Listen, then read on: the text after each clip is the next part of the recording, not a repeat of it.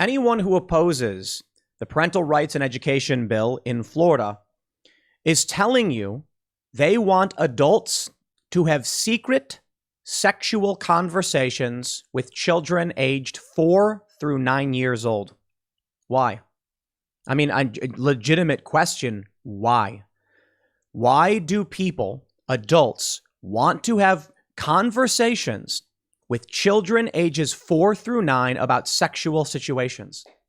I call those people groomers, and I genuinely believe a large portion of them pedos.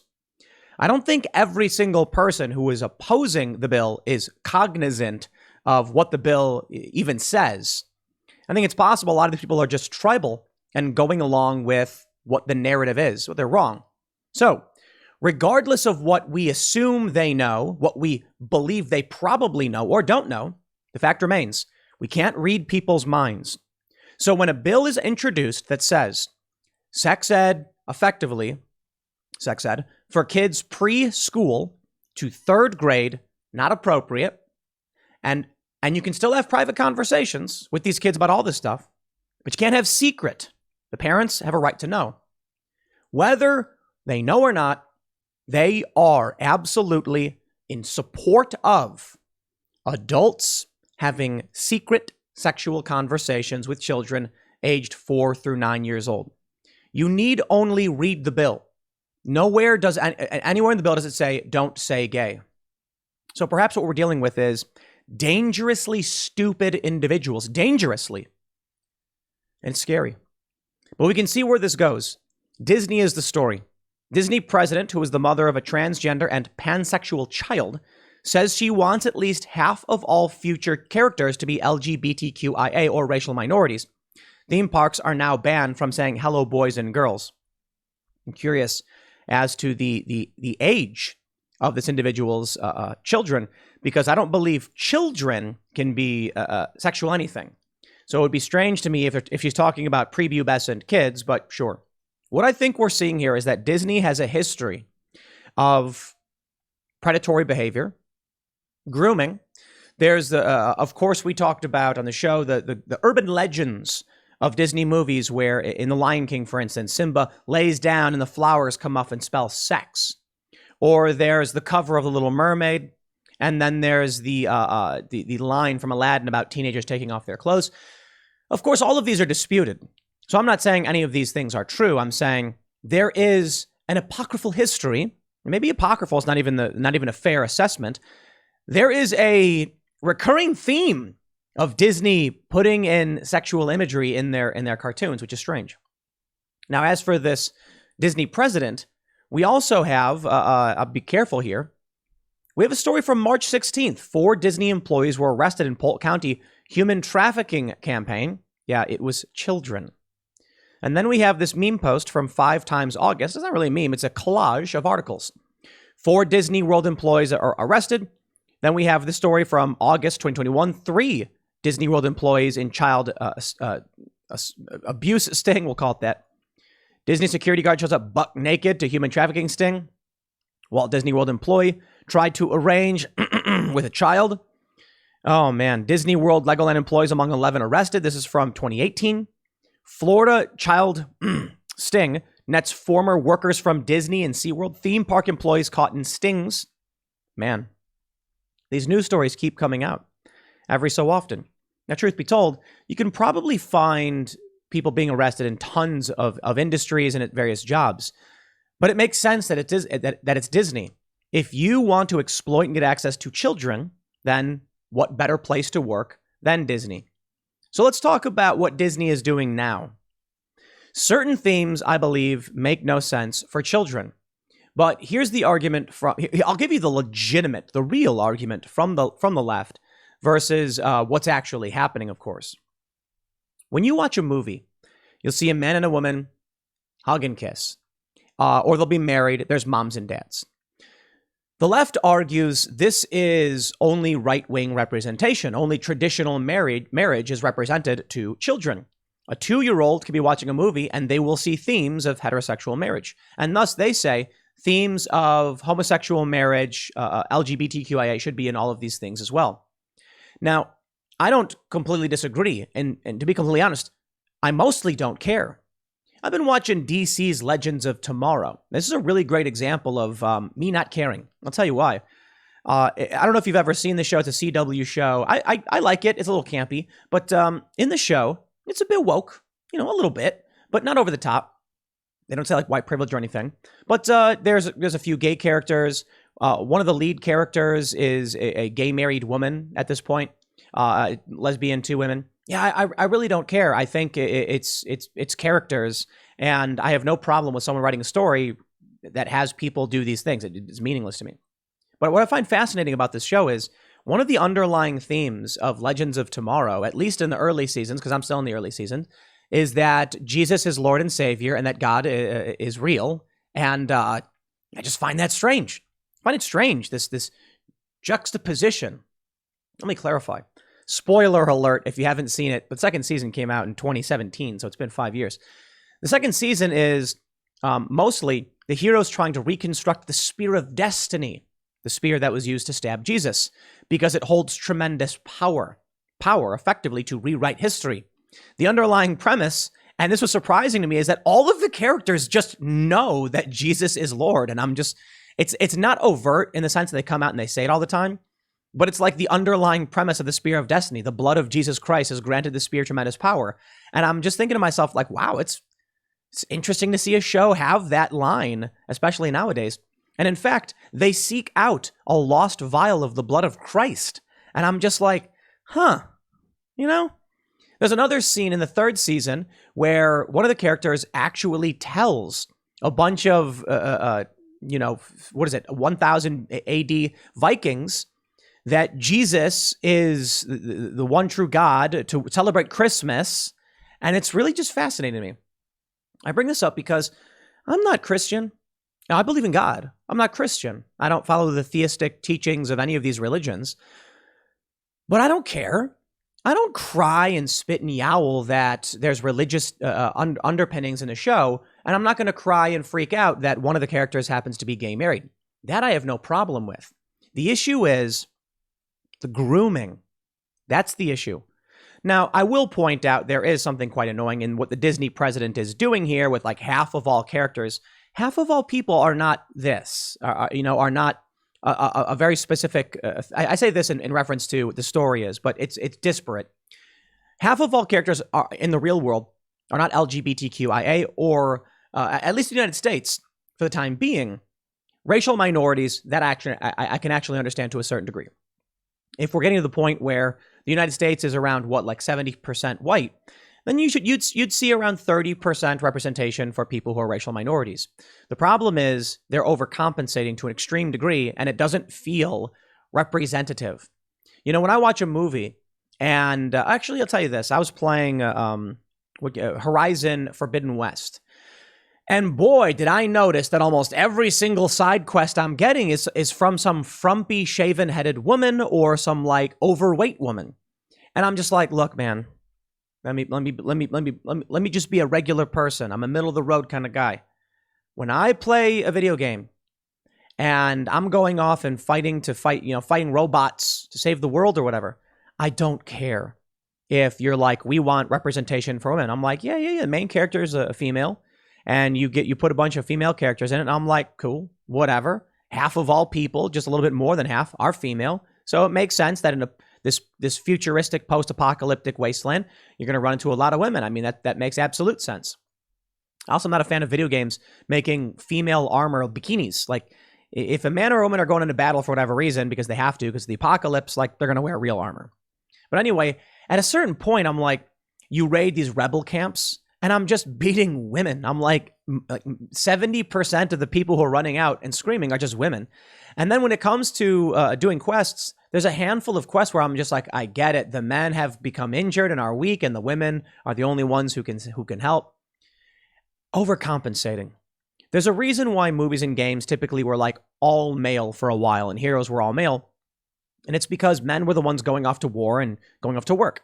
Now you want to talk about equality or equity, then it makes sense that you'd have, in certain stories, half the characters being women and the women talking to each other about things other than men. But that's not what we're getting. we're getting this creepy overcompensation. Now, I think with Disney, it's actually a bit more nefarious than just that. Take a look at this story from timcast.com. Florida kindergarten teacher frets on MSNBC about not being able to talk to students about his boyfriend. Why are you talking to kindergartners about your boyfriend? Why are you having classroom discussions about your boyfriend? That's what the bill would restrict. I mean, technically, it wouldn't even restrict this. The bill would restrict him from talking about sexual orientation and identity. You can certainly mention you have a boyfriend. That's not the issue, though. The issue is he wants to get specific with kindergartners about what it means to have a boyfriend. Now, that seems inappropriate to me. I don't even think you should be talking to kindergartners about your husband or wife. And first of all, this personal stuff I don't think should take place in the classroom, but this is so strange. The teacher, Corey Bernert, said that he wants to be able to talk to his young students about his love life. You know, it's twofold. It really hits hard in my heart professionally and personally. Professionally, it truly makes me feel like I am not trusted as a professional. I know my kindergarten standards through and through, and nowhere in our curriculum does it have anything to do about teaching sexual orientation or identity. So, what's the problem, dude? So for them to say that that's happening, you know, it's kind of crazy. But we should be able to have discussions, and that's what we're encouraged to do in kindergarten. Personally, because my kids do have questions, they want to know who my partner is and pictures outside the classroom, and I should be able to speak to them. Why? I remember my kindergarten teacher. She never talked about her husband. We didn't know who her husband was. We did ask questions about like where the Duplos were. We did have basic reading and math and stuff like that. We did have those kinds of questions. But in my opinion, the only reason a 5-year-old, kindergarten age, is going to be asking questions about this is because you've presented the concept to them. People can't ask questions about things they don't know. As we get older, we retain more and more information. And because of that, we end up with lots of questions. Someone might come to you and say, did you know that energy cannot be created or destroyed, only changed? And you say, interesting. And then a few years later, someone might come to you and say, did you know that we've discovered multiple dimensions? At least we believe so through physics and math. And you say, hey, wait a minute. I have questions about these two ideas coming together. If you don't know about either the concept, you can't ask. You can't connect the dots. For this teacher to say that his kids have questions about his boyfriend would imply that he has introduced the concept to them. Now, it's entirely possible that other people outside of the school have. Kids can certainly be exposed to news and their parents and conversations, and they might ask, my parents were saying something. And he need only say this. Well, you're all very young, and perhaps when you're older, there will be a time for questions about these issues, but perhaps not appropriate for you at 5 years old. They could say something like that. I'm a firm believer in treating children when it comes to education, speaking to them like adults. I want to make sure I'm careful here. What I was going to say is treating. What I mean to say is speaking to them as if they're adults. That is to say, if a young child who's 5 comes to me and says, I want a candy bar, I'm not going to go, no, you can't have one. I'm sorry. No, I'm not going to Google Gaga. I'm going to say, well, you can't have a candy bar because it's full of crap and it's bad for you. But how about something that's better for you? And then and perhaps people are saying this is me being cold, but this is how I would talk to my nieces and nephews. I would simply say, candy's not good for you, so you can have it as a treat, but you'd probably be better off eating something like, a sandwich. So, yeah, I think you should talk to kids as if you should speak to them on relevant subjects and appropriate subjects, but as if they're adults. Don't Googa Gaga, don't lie, don't downplay, don't obfuscate. I'm not a fan of any of that stuff.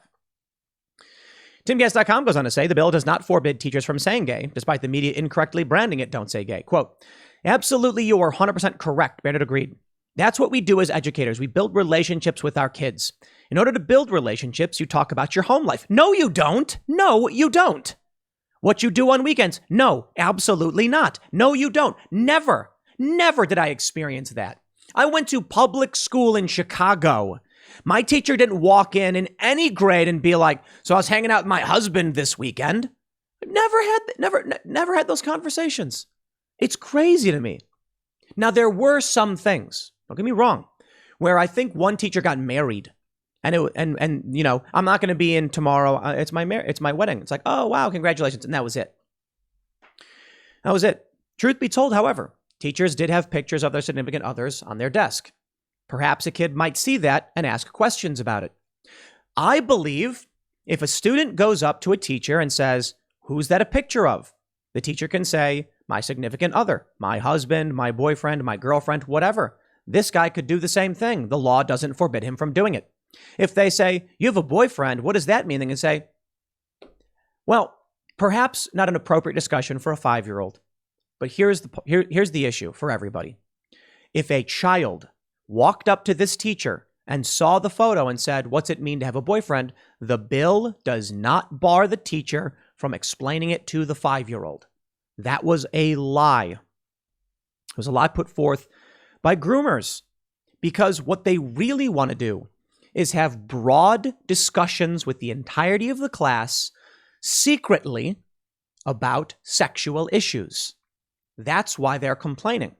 Now, truth be told, many of these people don't know why they're complaining. Ron Perlman put out a video where he was like, "Don't say." He does this thing where he like curls his chin up to like mush his double chin and make it. I don't know why he does that. It's weird. He like grabs the phone and he like mashes his face.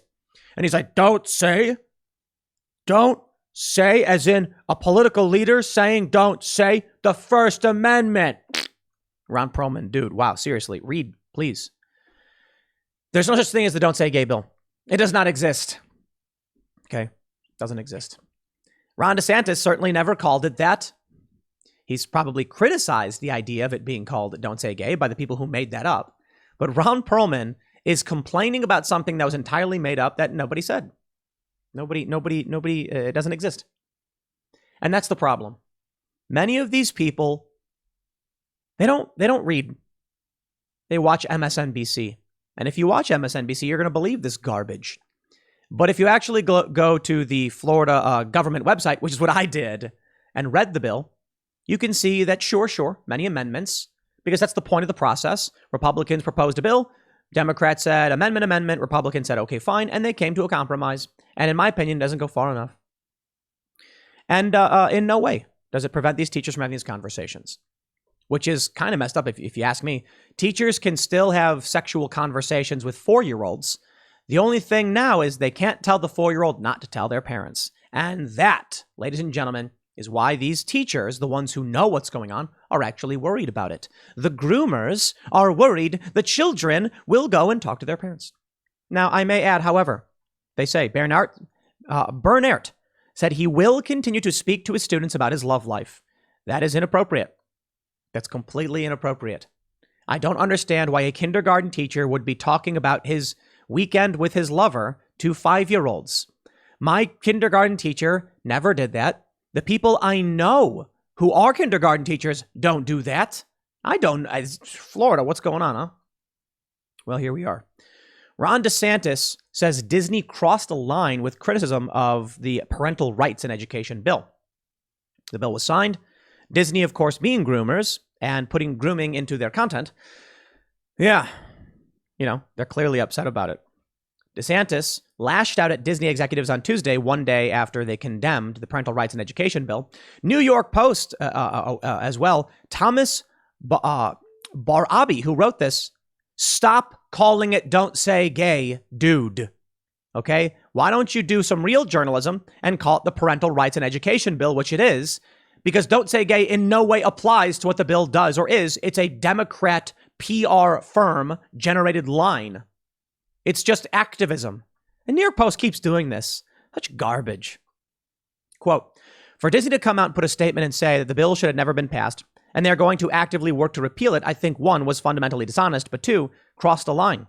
The state is governed by the interests of the people of the state of Florida. It is not based on the demands of California corporate executives. They do not run this state. They do not control this state. Bravo, good sir. But the president of Disney wants to groom your kids. Because, look, groomers, that's what we gotta call these people out. Grooming is defined as trying to indoctrinate a child into a sexual, political, or religious ideology. And you absolutely can call anybody When it comes to religion or sex or otherwise, a groomer. Groomer typically refers to, however, colloquially, more sexualized things. But ideology you can groom children for that. Now, what I mean to say is, someone who is having secret conversations with the child and telling them to keep it a secret from their parents, in my opinion, is bad. I don't care what they're grooming the kid to do. When it comes to religion, children should ask questions. Children should be talking with their parents. There should be honest conversations when the parents deem it appropriate, in my opinion. When it comes to conversations about homosexual or heterosexual marriage, I believe that it is up to the parents to decide. And some parents may decide that 4 through 9 is appropriate for their kids, but it shouldn't be in secret at the very least. And that's true for any conversation about philosophy, ideology, religion, or otherwise. Of course, I'm not trying to equate religion, philosophy, and ideology with sexual conversations. For obvious reasons, there is a younger age threshold for different concepts. A 4-year-old is entirely age appropriate for learning about religion. We're learning about philosophy. And in fact, I think they should be learning about great moral questions at a young age. But there's a reason why we say kids shouldn't be learning about sex, and it's because they're prepubescent. But again, parents should have the right to decide what is appropriate for their kids. Not creepy groomers in schools who want to have sexualized secret conversations with kids. That's weird. So this bill is a good thing. It doesn't prevent the teachers from talking about these issues. It prevents them from curriculum based on these issues. In fact, this teacher in Florida, nothing's probably stopping him from telling the entirety of the class that he has a boyfriend. But here we are.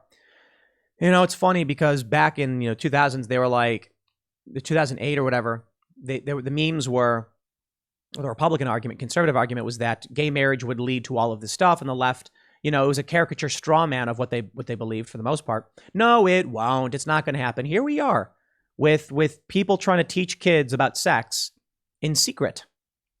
Well, there you go. I'll leave it there. Next segment's coming up at 1 p.m. on this channel. Thanks for hanging out, and I'll see you all then.